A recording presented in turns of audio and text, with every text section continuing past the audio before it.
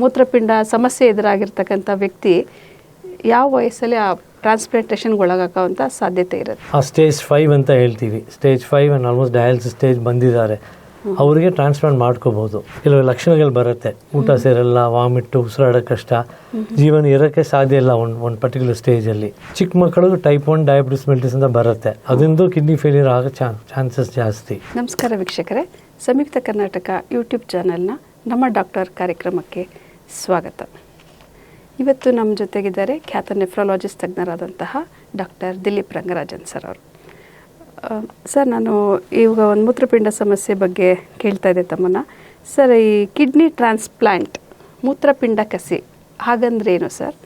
ಹಾಗೆ ಯಾವ ವಯಸ್ಸಿನಲ್ಲಿ ಈ ಕಸಿ ಮಾಡಿಸ್ಕೊಳ್ಳೋ ಅಂಥ ಪ್ರಕ್ರಿಯೆಗೆ ಮನುಷ್ಯ ಒಳಗಾಗಬೇಕಾಗುತ್ತೆ? ಅಂದರೆ ಮೂತ್ರಪಿಂಡ ಸಮಸ್ಯೆ ಎದುರಾಗಿರ್ತಕ್ಕಂಥ ವ್ಯಕ್ತಿ ಯಾವ ವಯಸ್ಸಲ್ಲಿ ಆ ಟ್ರಾನ್ಸ್ಪ್ಲಾಂಟೇಷನ್ಗೆ ಒಳಗಾಗೋವಂಥ ಸಾಧ್ಯತೆ ಇರುತ್ತೆ?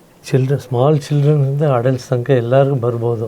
ಇವನ್ ಅಪ್ ಟು 70-80 ಇಯರ್ಸ್ ಪೇಷಂಟ್ಸ್ಗೂ ಟ್ರಾನ್ಸ್ಪ್ಲಾಂಟ್ ಬೇಕಾಗ್ಬೋದು. ಬಟ್ ಜನರಲಿ ಟ್ರಾನ್ಸ್ಪ್ಲಾಂಟ್ ನಾವು ಹೇಳ್ತಾ ಇರೋದು ಅರೌಂಡ್ 60-65 ಇಯರ್ಸ್ ತನಕ ಪೇಷಂಟ್ಗಳಿಗೆ ಪರ್ಮನೆಂಟ್ ಕಿಡ್ನಿ ಫೇಲಿಯರ್ ಇದ್ದರೆ ಆ ಸ್ಟೇಜ್ 5 ಅಂತ ಹೇಳ್ತೀವಿ. Stage 5 and almost dialysis stage ಬಂದಿದ್ದಾರೆ, ಅವರಿಗೆ ಟ್ರಾನ್ಸ್ಪ್ಲಾಂಟ್ ಮಾಡ್ಕೋಬೋದು.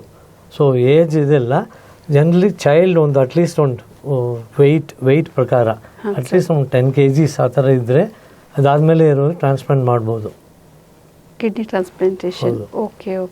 ಅಂದರೆ ಕಿಡ್ನಿ ವೈಫಲ್ಯ ಹೊಂದಿದಂಥ ವ್ಯಕ್ತಿಗಳಿಗೆ ಇದನ್ನು ಟ್ರಾನ್ಸ್ಪ್ಲಾಂಟೇಷನ್ ಮಾಡ್ತಾರಾ ಅಥವಾ ಹೇಗೆ sir? Kidney transplant permanently kidney failure ಆಗಿದೆ, ಈ ಕಿಡ್ನಿ ವಾಪಸ್ ಬರೋಕ್ಕೆ ಸಾಧ್ಯ ಇಲ್ಲ. ಕಿಡ್ನಿ ಫೇಲಿಯರಲ್ಲಿ ಸ್ಟೇಜಸ್ ಇದೆ, ಸ್ಟೇಜ್ 1, 2, 3, 4, 5 ಅಂತ. 5 ಅಂದರೆ 15% ಕೆಳಗಡೆ ಕಿಡ್ನಿ ಕೆಲಸ ಮಾಡ್ತಾ ಇರೋದು.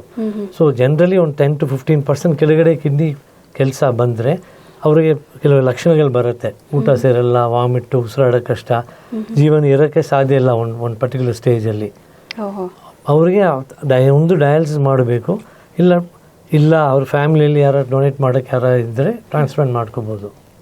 ಸಾಧ್ಯತೆ ಕಿಡ್ನಿ ಟ್ರಾನ್ಸ್ಪ್ಲಾಂಟೇಷನ್ದ ಮತ್ತೆ ಆರೋಗ್ಯವಾಗಿ ಜೀವನ ನಡೆಸುವಂಥ ಅವಕಾಶಗಳು ಆರೋಗ್ಯ ಇರುತ್ತೆ ಅಲ್ವಾ ಸರ್?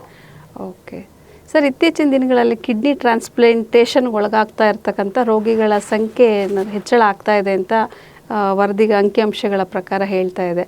ಇದಕ್ಕೆ ಕಾರಣ ಏನಿರ್ಬೋದು ಸರ್? ಈ ಥರ ಮೇನ್ ಪ್ರಾಬ್ಲಮ್ ಏನಂದರೆ ಅನ್ಕಂಟ್ರೋಲ್ಡ್ ಡಯಾಬಿಟಿಸ್, ಮಧುಮೇಹ ರೋಗ. ಸೊ 100 ಪೇಷಂಟ್ಸ್ ಈಗ ಅವರಿಗೆ ಕಿಡ್ನಿ ಫೇಲಿಯರ್ ಇದ್ದರೆ ಅದರಲ್ಲಿ ವರ್ಲ್ಡ್ ಓವರ್ ಎಲ್ಲಿ ಹೋದ್ರೂ minimum 50-60% of patients kidney failure ಕಾರಣ ಡಯಾಬಿಟಿಸ್ ಮೆಲಿಟಸ್. ಸೊ ಟೈಪ್ 2 ಅಂತ ಹೇಳ್ತೀವಿ, ಅಡಲ್ಟ್ ಆನ್ಸೆಟ್ ಡಯಾಬಿಟಿಸ್. ಚಿಕ್ಕ ಮಕ್ಕಳಿಗೂ ಟೈಪ್ 1 ಡಯಾಬಿಟಿಸ್ ಮೆಲಿಟಸ್ ಅಂತ ಬರುತ್ತೆ, ಅದರಿಂದ ಕಿಡ್ನಿ ಫೇಲಿಯರ್ ಆಗೋ ಚಾನ್ಸಸ್ ಜಾಸ್ತಿ. So type 2 diabetes mellitus is the most common cos of irreversible kidney failure world over.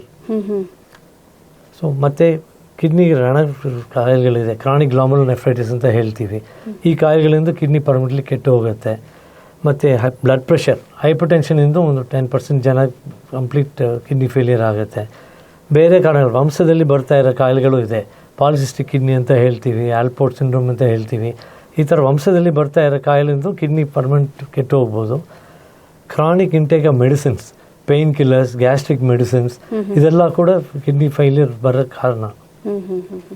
ಕೇಳಿದ್ರಲ್ಲ ವೀಕ್ಷಕರೇ, ಕಿಡ್ನಿ ವೈಫಲ್ಯಕ್ಕೆ ಯಾವ್ಯಾವ ರೀತಿ ಕಾರಣ, ವಂಶ ಪಾರಂಪರ್ಯ ಇರ್ಬೋದು ಅಥವಾ ಮಧುಮೇಹ ಟೈಪ್ 2 ಇರುವಂಥ ಸಮಸ್ಯೆ ಇರಬಹುದು, ಅಥವಾ ಸಣ್ಣ ಪುಟ್ಟ ಕಾಯಿಲೆಗಳಿಗೂ ರೋಗ ನಿರೋಧಕ ಮಾತ್ರೆಗಳನ್ನ ತೆಗೆದುಕೊಳ್ಳೋದ್ರಿಂದನೂ ಕೂಡ ಕಿಡ್ನಿ ವೈಫಲ್ಯ ಆಗಬಹುದು ಅಂತ ಹೇಳಿ ಮಾಹಿತಿ ಕೊಟ್ಟಿದ್ದಾರೆ ನಮ್ಮ ಡಾಕ್ಟರ್ ದಿಲೀಪ್ ರಂಗರಾಜನ್ ಸರ್.